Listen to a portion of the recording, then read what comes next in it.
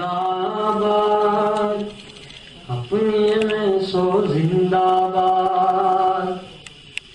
زندہ باد زندہ باد، اپنے میں سو زندہ باد۔ جگہ زخم لگا ہے اور جب صرف گردن باقی رہ گئی تو دلی کی طرف توجہ کیا، اور بہت باضابطہ جو جنگیں ہوئیں ان میں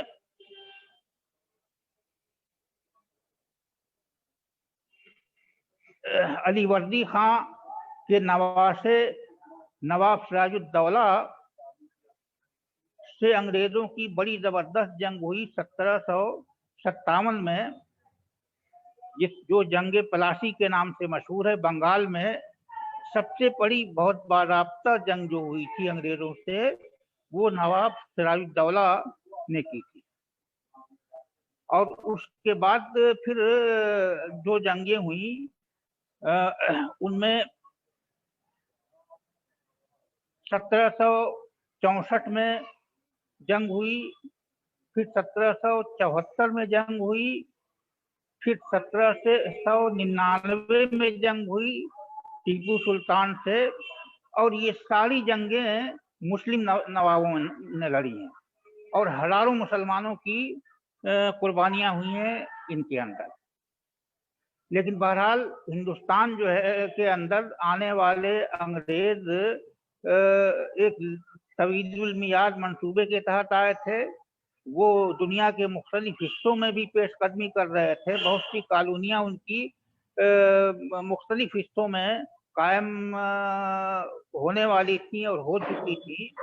تو ہندوستان کو بھی اسی نظر سے انہوں نے دیکھا، اور اس طرح وہ ہوتے ہوا سے جب بے شمار راجے مہاراجے اور نواب کو انہوں نے زیر کر لیا، مغلوب کر لیا، تو اس کے بعد پھر دلی کی طرف انہوں نے توجہ کی، یہاں تک کہ دلی سے قریب جو اودھ یعنی لکھنؤ کا علاقہ ہے اس پر بھی 1857 سے پہلے ہی قبضہ کر دیا تھا۔ 1854 میں وہاں کی نوابی ختم کر دی تھی، اور وہ دلی پر اب قبضہ کرنے والے تھے، لیکن اتفاق کی بات یہ ہے کہ میرٹھ کے فوجی کچھ زیادہ چربی اور کارتوس والا جو واقعہ ہے اس کی وجہ سے مشتعل ہو گئے، اور 10 مئی 1857 کو انہوں نے انگریز کمانڈاروں اور انگریز آفیسروں کے خلاف بغاوت کی، اور 11 مئی کو وہ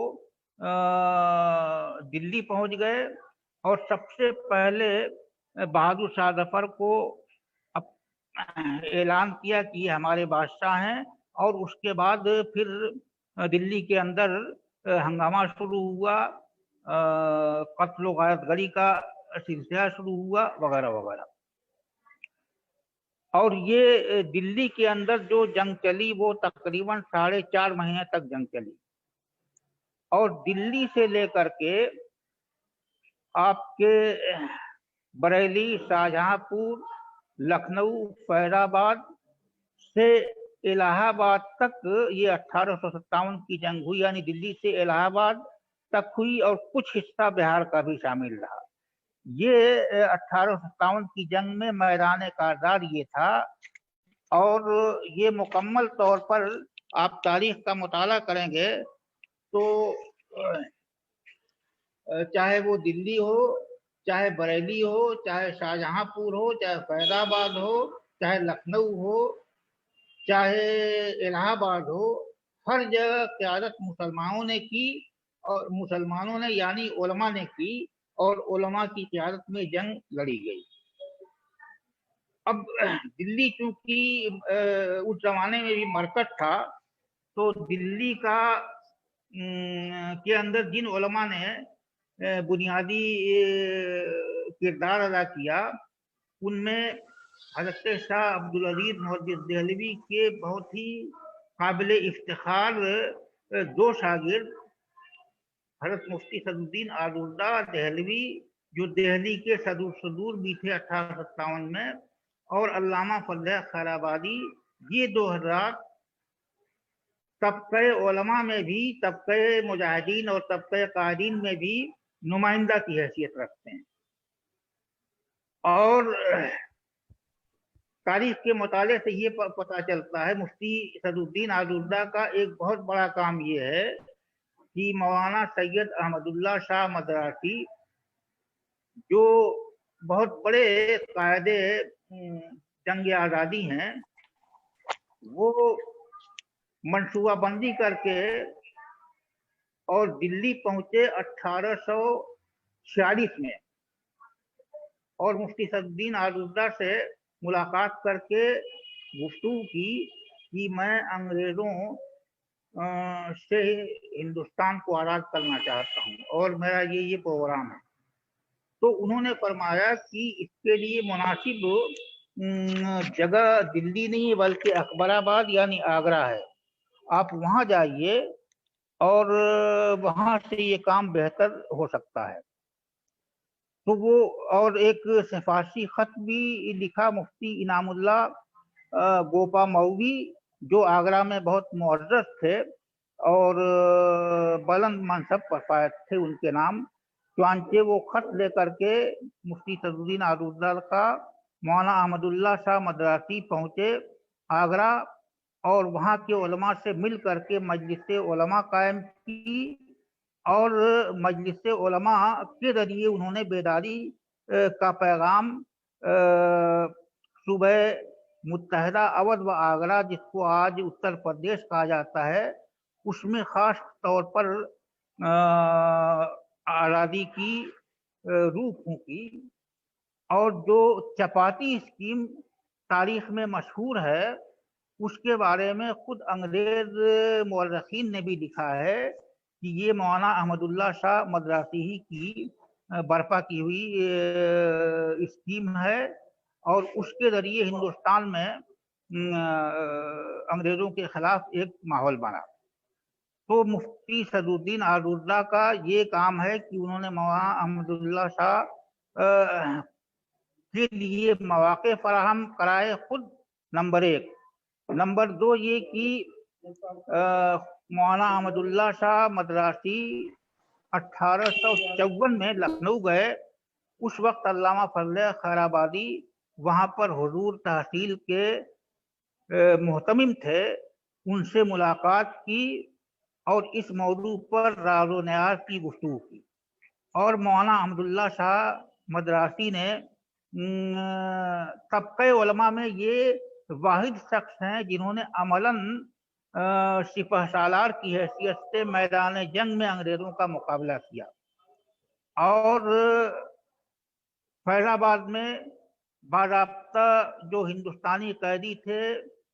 جیل کے اندر، انہوں نے جیل پر حملہ کر کے جیل کا پھاٹک توڑوا کر کے اور سارے قیدیوں کو باہر کیا۔ اس کے بعد لکھنؤ آئے اور چینہٹ کا علاقہ ہے وہاں پر، اور دریائے گومتی کے کنارے ایک جگہ ہے وہاں پر انگریزوں سے کامیاب جنگ کی، اور اس کے بعد یہ واحد شخص ہیں جنہوں نے شاہجہاں پور جو روہیل کھنڈ میں پڑتا ہے وہاں پر ایک مسلم حکومت قائم کی، اور اخیر میں جب مختلف علاقوں میں زمین تنگ ہونے لگی مسلم مجاہدین اور علماء کے لیے، تو سب کے سب وہاں راستے محمدی شاہجہاں پور میں اکٹھا ہوئے، یہاں تک کہ شہزادہ فیروز شاہ، مولانا فیض احمد بلایونی اور وغیرہ وغیرہ یہ سب وہاں پر جمع ہوئے اور ایک حکومت قائم کر دی۔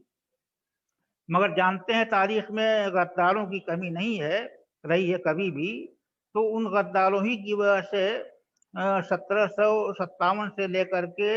اور 1857 میں بھی شکست ہوئی، اور یہ شاہجہاں پور کی حکومت اور ریاست بھی غداروں ہی کی وجہ سے ختم ہوئی اور انگریز غالب آئے۔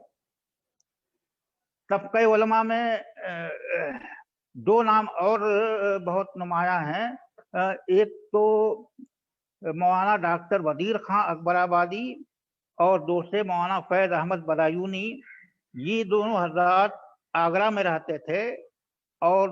جب 1857 کی جنگ شروع ہوئی تو وہاں پر بھی جنگ کی، اور اس کے بعد انہوں نے دلی میں زیادہ ضرورت محسوس کی تو یہاں دلی میں آئے، اور باضابطہ اس وقت کی حکومت کی جانب سے ان کو بڑے بڑے مناصب دیے گئے اور انگریزوں سے جنگ کرنے کو کہا گیا۔ تو شاہ ولی اللہ محدث دہلوی اور شاہ عبدالعزیز محدث دہلوی کے جو وارث علماء تھے، ان علماء میں سب سے نمایاں حیثیت مفتی صدر الدین آذراللہ کی تھی، علامہ فضل خیر آبادی کی تھی، اور ان دونوں حضرات کی توجہ اور عنایت سے مولانا احمد اللہ شاہ مدراسی سپہ سالار جنگ بنے، اور دلاور جنگ وہ مشہور تھے تاریخ میں۔ اور تاریخوں میں یہ آیا ہے کہ جنرل بخت خان بریلی سے 50,000 پٹھانوں کی فوج لے کر کے جون 1857 میں دلی پہنچا، تو اس کے بارے میں یہ ہے کہ وہ علامہ فضل خیر آبادی سے اس نے ملاقات کی، اور ملاقات اور گفتگو کے بعد جامع مسجد شاہجہانی جامع مسجد دلی میں علامہ فضل خیر آبادی کی پرجوش تقریر ہوئی، جہاد کے واجب ہونے پر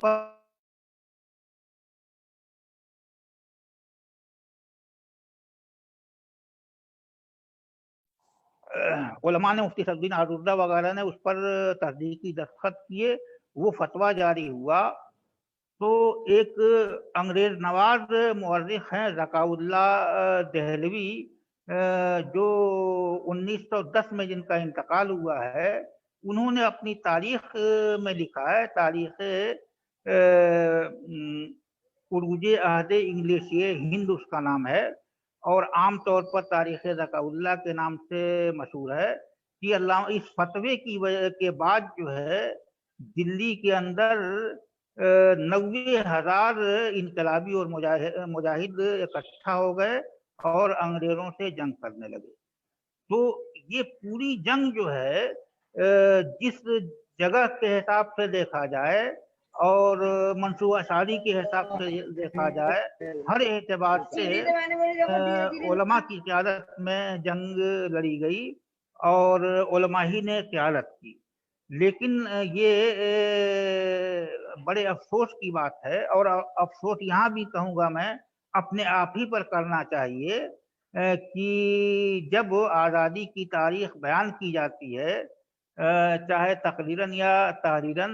تو 1857 کو بالکل سے غائب کر دیا جاتا ہے۔ یہ بالکل میری نظر میں احسان فراموشی نہیں، بلکہ اس کو سیدھے سیدھے نمک حرامی کہا جائے گا، کہ اپنے آباء و اجداد کی، اپنے اکابر و اسلاف کی قربانیوں کو کوئی شخص بھول جائے۔ تو اب سے کم از کم ایسا نہیں ہونا چاہیے۔ اور دیکھیے، یہ 1947 والی تاریخ تو ابھی قریب کی ہے، اور اس کو دیکھنے سننے والے اکا دکا ہندو پاک میں ابھی زندہ بھی ہیں، لیکن اس کی تاریخ بھی ایسی بیان کی جاتی ہے جو یک طرفہ ہوتی ہے۔ اس جو 20ویں صدی کے نصف اول میں جو تاریخ شروع ہوتی ہے، اس کا مرکز اور منبع اور مخزن اور مصدر جو ہے وہ حضرت مولانا عبدالباری فرنگی محلی ہیں۔ انہی کی مرجعیت اور انہی کی عظیم شخصیت نے تحریک خلافت کی بنیاد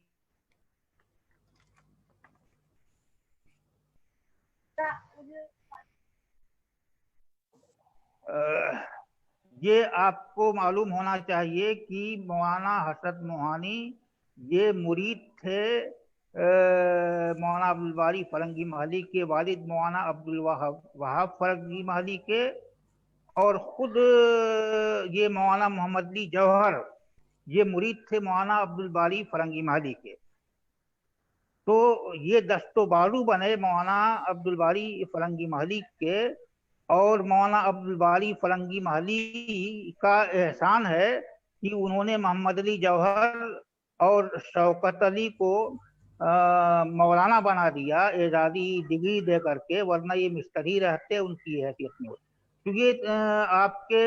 تحریک آزادی کے نام سے جو 1947 سے پہلے کی تاریخ بیان کی جاتی ہے، اس میں بھی نہ مولانا عبدالباری فرنگی محلی کا نام دیا جاتا ہے، نہ مولانا حسرت موہانی کا نام دیا جاتا ہے، نہ مولانا محمد علی جوہر کا نام دیا جاتا ہے، نہ مولانا آزاد سبحانی کا نام دیا جاتا ہے،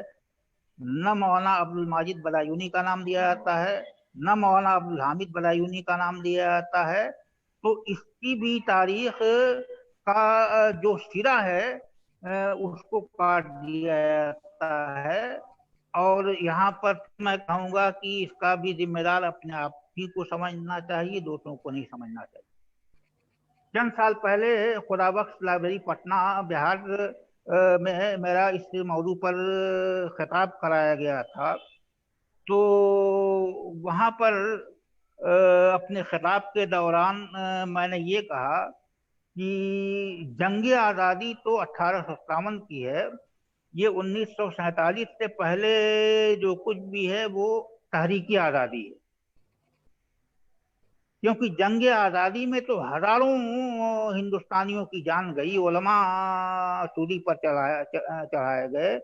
اور 1947 سے پہلے جو کچھ ہوا اس میں تو گولی اور پھانسی کا کوئی ڈر نہیں تھا. صرف 3 واقعات ایسے ہیں جو قابل ذکر ہیں اس اعتبار سے. ایک تو کاکوری کیس ہے، اور دوسرے آپ کے جلیانوالہ باغ پنجاب کا ہے، اور ایک چوری چورا گورکھپور کا ہے. اس طرح کے 3-4 واقعات ہیں جس میں چند انسانوں کی جان گئی. اور 1857 میں تو ڈھیروں کی تعداد میں لاشیں ہی لاشیں بکھری نظر آتی تھی. تو یہ عجیب بات ہے کہ آزادی کے لیے اپنے خون بہانے والوں کو تو فراموش کر دیا گیا ہے اور پسینہ بہانے والوں کو یاد کیا جاتا ہے. یہ نہایت افسوس کی بات.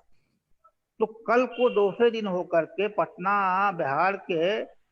تقریباً سارے اردو اخبارات نے پہلے صفحے کی پہلی خبر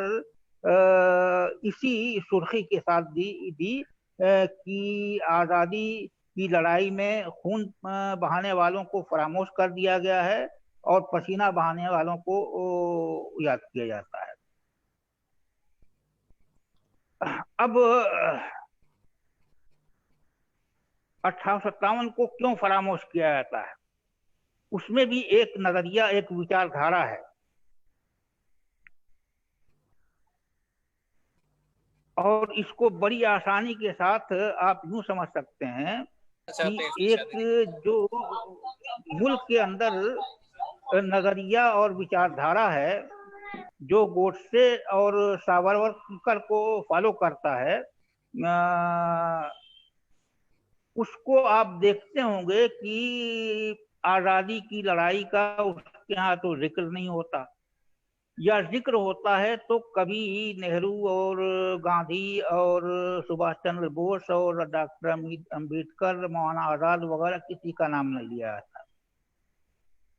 اور کوشش کی جاتی ہے کہ اس 47 کی آزادی کا بھی کوئی ذکر نہیں کیا، کیونکہ ان کا اپنا کوئی حصہ نہیں ہے اور دوسروں کا جو حصہ ہے اس کو بیان نہیں کر سکتے. لہذا یہ تو 1947 کی تاریخ کو بھی بیان نہیں کرتے. تو اسی ذہنیت کے جو لوگ ہیں وہ 1857 کی تاریخ بھی نہیں بیان کرتے کہ 1857 کی تاریخ بیان کرنے کا مطلب یہ ہے کہ علماء کا ذکر کرنا پڑے گا.